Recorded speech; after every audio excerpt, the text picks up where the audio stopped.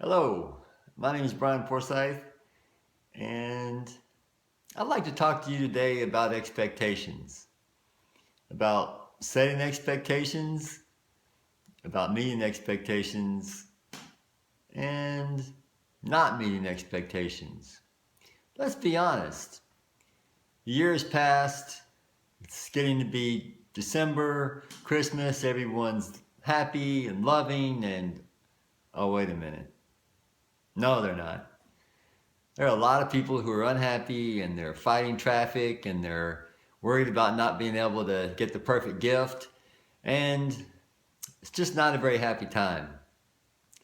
And one of the main reasons why people get unhappy in this time is that all of their expectations, both of themselves and the world in general, are not being met. They'd really like to just go to the mall, buy the $5.70, whatever it is for, little Joey, and then head back to the house and fix their favorite food and collapse on the couch with maybe like a coffee or something. But instead, they have to fight traffic for 20 minutes just to get to the mall. I live around the mall and it's an easy 30 minutes in traffic, 4 miles around to get to that mall. And that's just one mall. All the malls right now are packed and they're full of people that are trying to get little Joey's gift and just leave. And that creates expectations. Everybody has them, and that creates stress. So what I'd like to say is manage your expectations during this time. Don't expect that you're going to be able to go from one place to the other. I got to tell you, I was kind of shocked. I don't go to the mall that often, but stepping outside my door, driving down the street, and seeing this huge long line of traffic, I wasn't even going to the mall and it upset me. So I encourage you to, be reasonable in your expectations. And more importantly, going forward, looking ahead to this awesome year that 2016 is going to be, I again encourage you to set realistic expectations. On January the 1st, it seems like everyone the world over is going to set numerous goals and dreams, and we call those New Year's resolutions.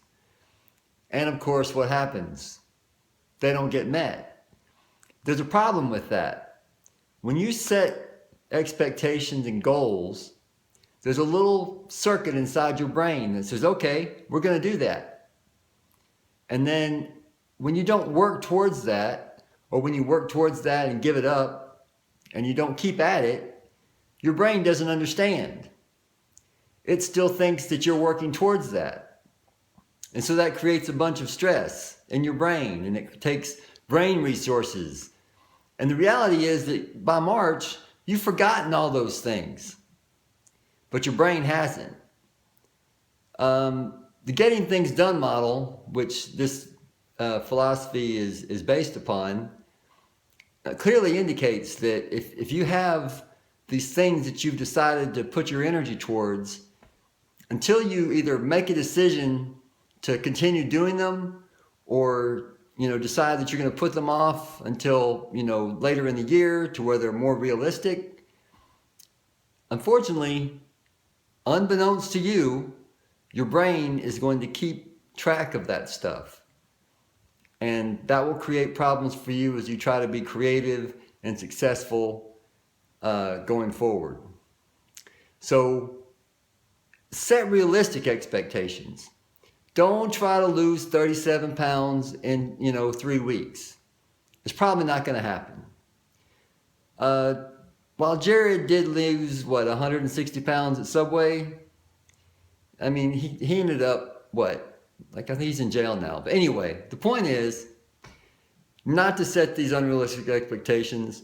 If you need to lose 30 pounds, maybe you should start out with, I'm going to lose 10 pounds in 2 months. Unless it's mortally necessary, just go for 10 pounds. If you do 10 pounds in 2 months, or if you do 10 pounds in a month, then obviously you maybe can step it up. But just be realistic and write that stuff down. Writing what you're doing down, writing your goals, your aspirations, your dreams, there is something clearly to that, either as a reminder to yourself or some metaphysical, cosmic, understanding about how things actually work that nobody really knows exactly for sure. Depending on who you read, there is a lot of people who say that, writing things down is a kind of magic. Whether you believe in magic or not, I encourage you to write it down. That way, you'll remember it. Put it where you can see it every day. And that will go a long way towards helping you remember the focus and the drive that you had when you created this expectation, this goal, this dream. So, expectations. Set realistic expectations. Be very aware of your expectations. And if you set a goal, if you set an expectation,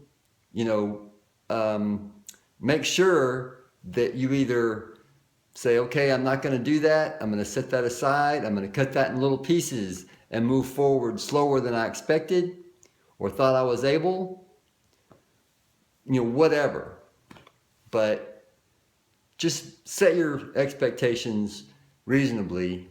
And here's to a fantastic 2016, successful, healthy, wonderful. And at the end of the year, let's all have a really amazing time looking back at the year that 2016 was. Have a good day. Merry Christmas, everyone.